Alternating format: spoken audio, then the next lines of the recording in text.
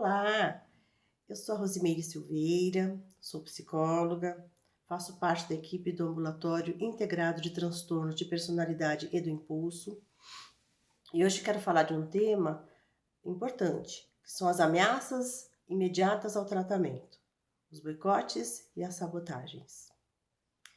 De acordo com a Beth Joseph, esse é um paciente de difícil acesso, um paciente com baixa adesão ao tratamento. Nós pedimos a esses pacientes apenas duas coisas: que venham e que falem. Por isso, é importante ajudá-los a nomear, identificar o que está acontecendo.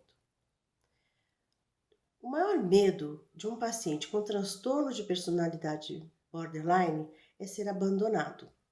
Então, antes que ele seja abandonado, ele abandona.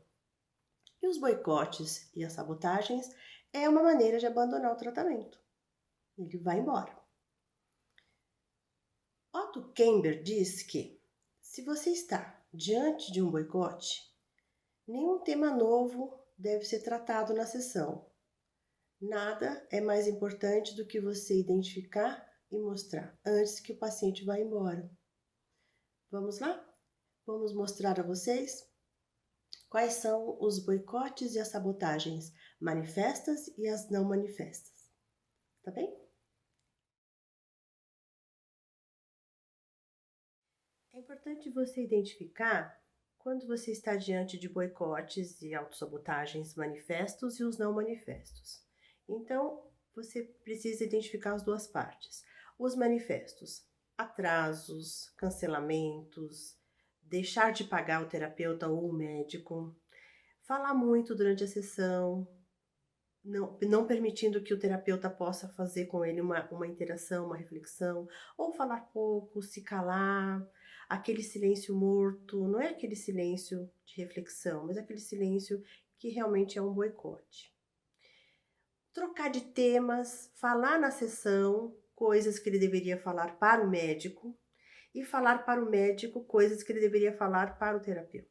Isso é um boicote. Por exemplo, falar de ação medicamentosa, como é que o medicamento agiu, não é coisa para ser falado na terapia, é coisa para ser falado com o médico.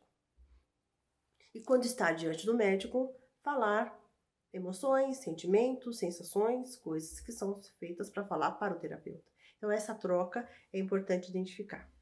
Os não manifestos, né? Os boicotes e as autossabotagens não manifestas. Quando ele idealiza o médico ou o terapeuta, ele olha para você e diz: nossa, você é o melhor médico ou você é o melhor terapeuta que eu já tive.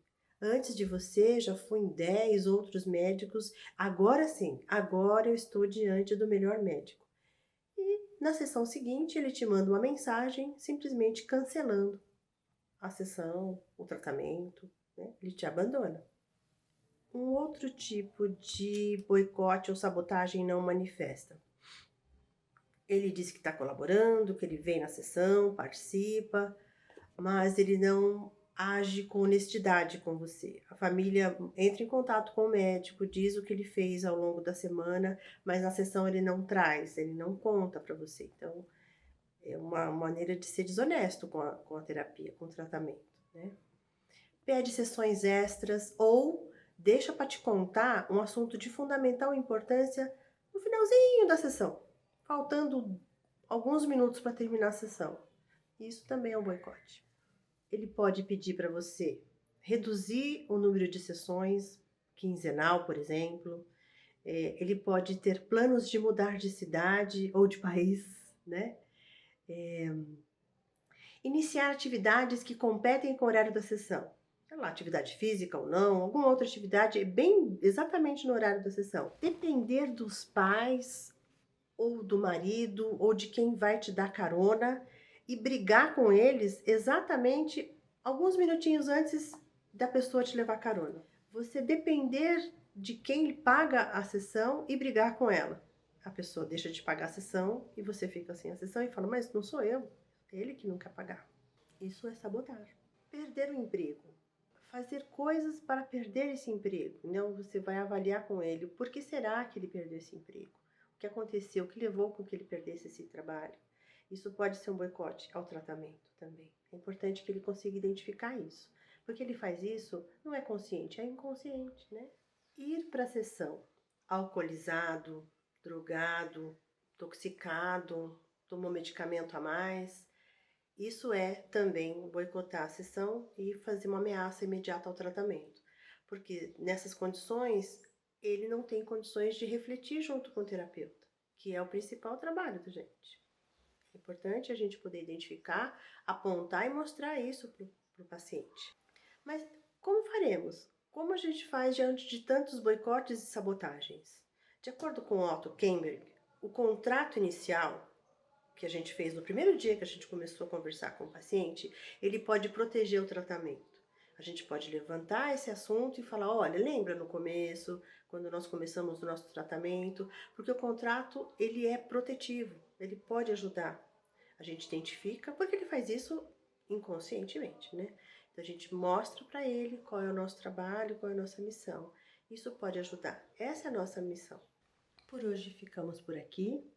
O objetivo principal era falar sobre as ameaças imediatas ao tratamento, os boicotes, as autossabotagens, mas que é importante frisar que é um trabalho feito em equipe.